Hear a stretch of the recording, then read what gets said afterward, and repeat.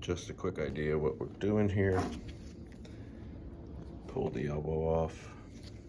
This goes to the pigtail, which is totally clogged. This was pretty bad.